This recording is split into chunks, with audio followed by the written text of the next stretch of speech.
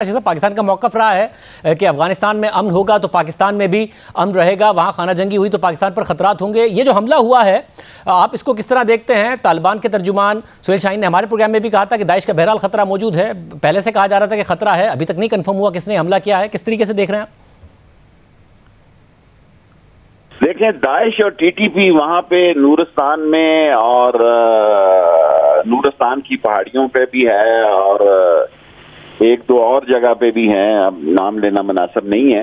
लेकिन हमारी एक बात इन लोगों से तय है कि ना हमारी सरजमीन अफगानिस्तान के खिलाफ इस्तेमाल होगी, ना अफगानिस्तान की सरजमीन हमारे खिलाफ इस्तेमाल होगी।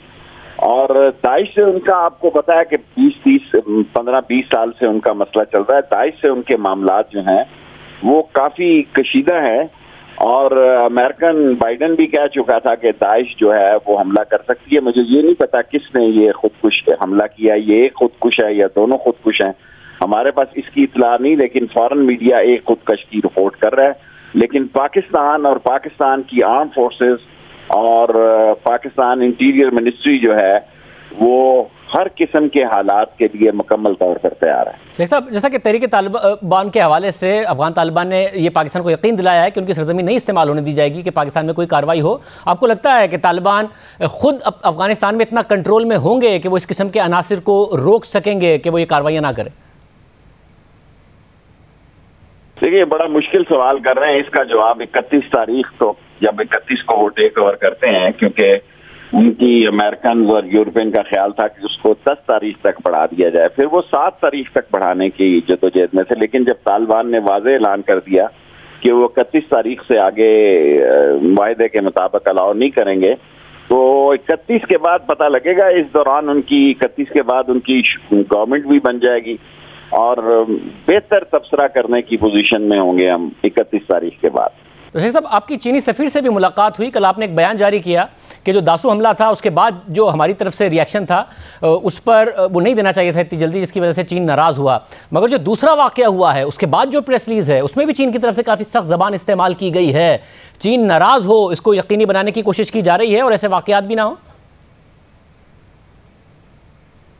देखें, चीन के 40 कंपनियों को आर्मी ने जो सी पैक पे काम कर रहे हैं, पाक फौज, ओरिजिनल पाक फौज पूरी ने उसको शटर किया हुआ है। 129 कंपनियां और हैं जो सी पैक से बाहर हैं।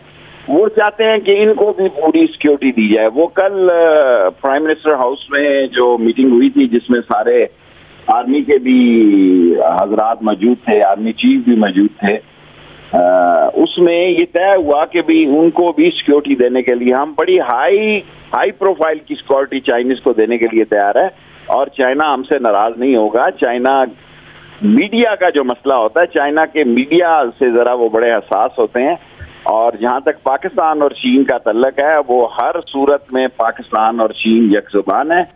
यानी शेख साहब, बतौर वज़ीर दाखिला आपको ये एतमाद अब ज़्यादा है कि जो पाकिस्तान का ने इस हवाले से इल्ज़ाम लगाया है कि अफ़गानिस्तान में रॉ का NDS का नेक्सस था, ज़मीन अफ़गानिस्तान की इस्तेमाल हो रही थी, टारगेट पाकिस्तान था, CPEC था। अब मुस्तकबिल में जब तालिबान की हुकूमत वहाँ बन जाती है तो उसके बाद ऐसा नहीं हो रहा होगा। हमारे जो मोतबर ज़राए है वो तो ये कहते हैं कि उन्होंने TTP को कहा है कि वो उनकी सरजमीन को वहां से पाकिस्तान के खिलाफ इस्तेमाल नहीं करेंगे। दाइश से उनका एक मसला अरसा से चल रहा है। दाइश से उनकी जंग जो है उसके बारे में मैं नहीं कह सकता कि 31 के बाद सूरत हाल क्या चलेगी। BLA को अब इंडिया यूज कर सकते हैं, बाकी इंडिया के लिए काफी उसको सुखी हुई है और उसकी बिलियंस की इन्वेस्टमेंट जो थी और रॉ का सारा नेटवर्क आप देखें, उनकी गाड़ियों में उनके उतरे हुए चेहरे देखें और उनकी एयरपोर्ट उनके जहाज में उनके उतरे हुए चेहरे देखें कि जो इंडिया ने बहुत बड़ी इन्वेस्टमेंट की थी और वो सिर्फ पाकिस्तान के खिलाफ थी। वो जो एक उन्होंने अपने कॉन्सुलेट्स यूज कर रहे थे पाकिस्तान के खिलाफ और पाकिस्तान के खिलाफ जो TTP को यूज कर रहे थे और दूसरे लोगों को इस्तेमाल कर रहे थे। मेरा नहीं ख्याल कि अब काबुल यानी अफगानिस्तान की सरजमीन TTP के लिए पाकिस्तान पर हमला करने के लिए या पाकिस्तान में दहशतगर्दी करने के लिए या पाकिस्तान के बॉर्डर पर इंतशार पर करने के लिए वो इतनी आसान नहीं होगी। बहुत शुक्रिया वज़ीर दाखिला की गुफ्तगू आपने सुनी। तालिबान के तर्जुमान सुहेल शाहीन गुज़िश्ता दिनों हमारे प्रोग्राम में मौजूद थे। दाइश के किसी मुमकिन खतरे के हवाले से वो क्या कहते थे, जरा देखिए।